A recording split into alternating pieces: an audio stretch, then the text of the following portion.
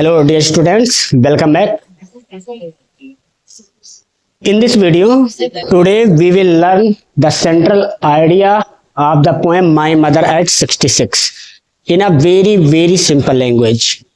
देखिए बच्चों, जो ये पोएम है क्लास 12th का है और ये पहला ही पोएम है और लगभग जितने भी पेपर हो चुके हैं प्रीवियस ईयर में, लगभग हर साल इसका सेंट्रल आइडिया बोर्ड एग्जाम में पूछा गया है।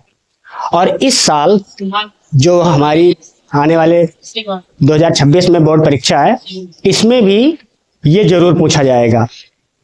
इसका सेंट्रल आइडिया बहुत इंपॉर्टेंट है, तो आज हम इसका सेंट्रल आइडिया बहुत ही सिंपल लैंग्वेज में समझेंगे और आप इसे समझिए और बिल्कुल एकदम से रट डालिए, क्योंकि ये बिल्कुल श्योर है कि ये पेपर में आपको मिलेगा ही मिलेगा।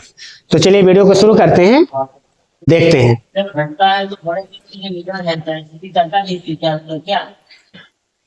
देखिए, माई मदर एट 66 बाय कमला दास। इस पोएम को कमला दास ने कंपोज किया है।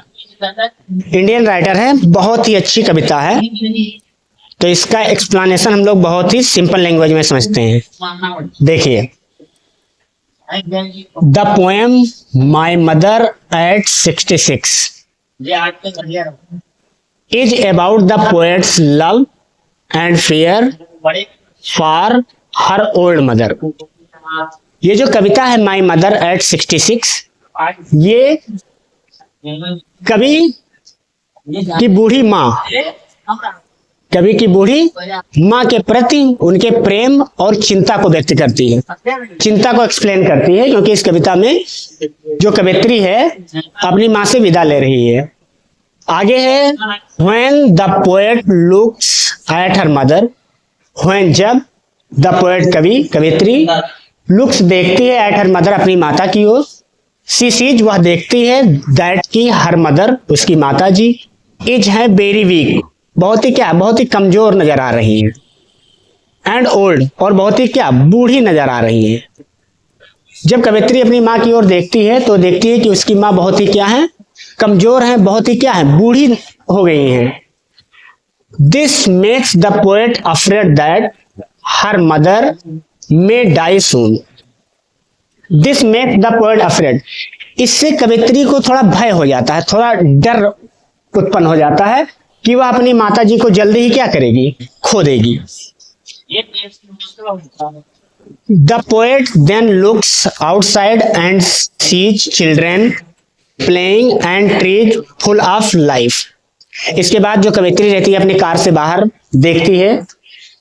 द पोएट, कवि, देन फिर लुक्स, देखती है, आउटसाइड, बाहर, एंड सीज, और देखती है, चिल्ड्रेन, बच्चों को, प्लेइंग, खेलता हुआ, एंड, और जो ट्रीज, पेड़ होते हैं, फुल ऑफ, भरे हुए, लाइफ, जीवन, जीवन से भरे हुए, जीवन से भरे। इसके बाद कवित्री बाहर देखती है और देख रही है कि बच्चे क्या कर रहे हैं, खेल रहे हैं, जो पेड़ पौधे वो खिले हुए हैं, जीवन से भरे हुए हैं। This shows the difference between old age and youth. और दिस शोज, ये दर्शाता है, द डिफरेंस, अंतर, ये अंतर दर्शाता है। अंतर को क्या करता है, दिखाता है। बिटवीन, के बीच, ओल्ड एज यानी बुढ़ापा, एंड यूथ, और जवानी, ये चीज बुढ़ापा और जवानी के बीच अंतर को दर्शाता है। एट द एंड, अंत में, द पोएट स्माइल्स, अंत में कवित्री क्या करती है, मुस्कुराती है, एंड सेज, और कहती है, goodbye to her mother, और अपनी माताजी से विदा लेती है, गुड बाय बोलती है। बट लेकिन इनसाइड, अंदर से, लेकिन कवित्री अपने अंदर से, सी फील्स सैड एंड वरीड, लेकिन अंदर से वो दुखी होती है और उसे चिंता होती है, चिंता सता रही होती है। The poem shows the fear of separation, the truth of old age, and a daughter's deep love for her mother. The poem, ये कविता सोच दर्शाती है fear, भय को, डर को, ऑफ सेपरेशन, अलग होने की, जुदा होने के डर को दर्शाती है। The truth of old age, वृद्धा अवस्था की सच्चाई को दर्शाती है। एंड और अ डॉटर्स डीप लव, और एक पुत्री के गहरे प्रेम को दर्शाती है फॉर हर मदर, अपनी माँ के लिए। ये थी हमारी कविता, जो कि बहुत ही ज्यादा इंपॉर्टेंट है।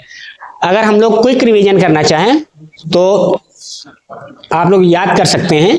देखिए, माई मदर एट 66, इसलिए हिंदी में वर्जन भी इसका कर दिया है कि आप लोग इसको अच्छे से बिल्कुल रट डालें।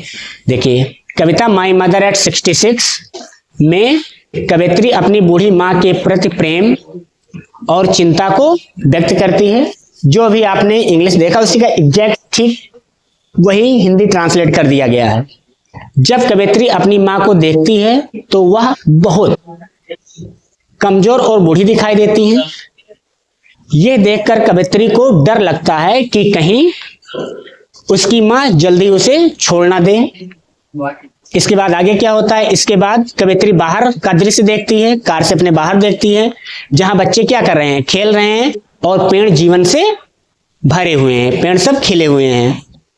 यह दृश्य बुढ़ापे और जवानी के बीच अंतर दिखाता है। अंत में कवित्री माँ को मुस्कुराकर विदा कहती है, लेकिन उसके मन में बहुत दुख और चिंता छिपी होती है। यह कविता बुढ़ापे की सच्चाई, अलग होने के डर और माँ बेटी के गहरे प्रेम को दर्शाती है। यह था हमारा पोएम माई मदर एट 66 का सेंट्रल आइडिया, जो कि क्या है, बहुत ही इंपॉर्टेंट है बच्चों।